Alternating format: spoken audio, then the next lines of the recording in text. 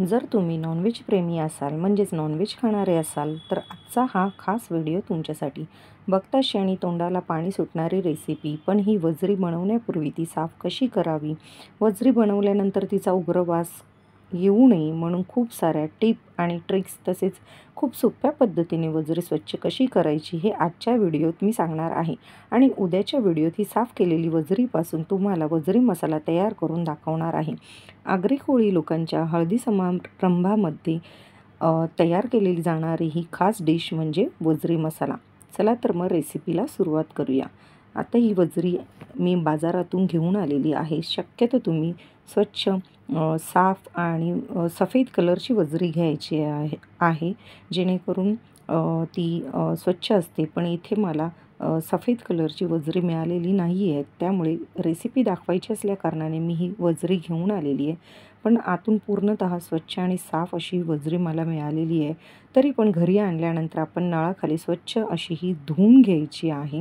त्यानंतर याच्यावर असलेल्या पिवळ्या कलरचे पापुत्रे असतात ते आपण हाताच्या साहाय्याने काढून घ्यायचे आहेत, जेणेकरून ती अजून स्वच्छ आणि साफ होईल. याप्रमाणे सर्व वजरी साफ करून घ्यायची. त्यानंतर त्यांना सुरीच्या साहाय्याने आपण छोट्या छोट्या तुकड्यांमध्ये अशी कापून घेणार आहोत, जेणेकरून बॉईल करताना आपल्याला छोटे छोटे पीस घेता येतील. आता त्यानंतर ही वजरी पुन्हा नळाखाली आपण स्वच्छ धुवून घेणार आहोत. आपल्याला शक्यतो होईल तेवढी ही वजरी धुवून घ्यायची आहे, म्हणजे वजरीवर असलेली जी काही घाण असते ती निघून जाते आणि वजरी अतिशय पांढरी शुभ्र आणि स्वच्छ आणि साफ येते. तिचा उग्र असा वासही येत नाही आहे. बघा, इथे मी पातेल्यात पुन्हा पाणी घेतले. अशी ही मी प्रोसिजर जवळजवळ 3 ते 4 वेळा केलेली आहे. याप्रमाणे तुम्ही 3 ते 4 वेळा स्वच्छ साफ अशी धुवून घ्या. मगाशी दाखवलेली वजरी आणि आत्ताची वजरी पांढरी शुभ्र होत आलेली आहे. आता वजरीचा उग्र वास येऊ नये आणि त्याच्यावर असलेली रखरख खरखर निघावी याकरिता मी गरम पाणी करण्यासाठी ठेवलं होतं. त्यात 1 चमचा मीठ टाकलं, 1 चमचा हळद टाकली आणि वजरीचे तुकडे याप्रमाणे टाकून घेतलेले आहे. गॅस बंद करायचा आणि आपल्याला 5 मिनिटं झाकून ठेवायचे. आता आपण त्यातला एक पीस काढून घेणार आहोत. आता वजरी ही बॉईल होतानाही हिचा उग्र वास येतो. त्यासाठी एक ट्रिक्स म्हणजे तुम्ही त्यात एक लिंबाची फोड टाकायची आहे. अर्धी लिंबाची फोड घातली तर हे जेव्हा बॉईल होते वजरी तेव्हाही उग्र वास येत नाही आहे. ही ट्रिक तुम्ही नक्की ट्राय करा. आता बघा, ही वजरी गरम आहे, त्यामुळे चिमट्याच्या साहाय्याने आणि सुरीने खरवडू शकता, पण मला हाताने स्वच्छ साफ करता येते. त्यामुळे मी बघा वजरी अशी ही हाताने अंगठ्याच्या साहाय्याने फक्त आपल्याला पुढे पुढे अशी ढकलायची आहे.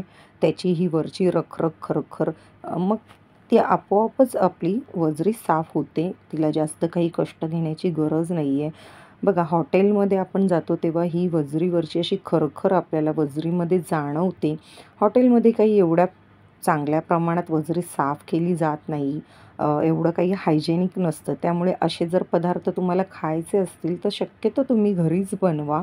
आणि हॉटेलमध्ये कसे त्यामध्ये ते सगळी भेसळ असते, त्यामुळे ती हॉटेलमधली शक्यतो आम्हाला आवडत नाही. आम्ही पूर्ण ही अशी प्युअर वजरी आणतो, फक्त वजरी.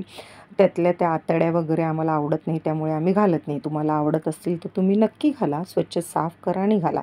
आता बघा, आपली काळीभोर असलेली वजरी पांढरी शुभ्र झालेली आहे. स्वच्छ धुवून घेतलेली आहे पुन्हा मी 2 ते 3 पाण्यात.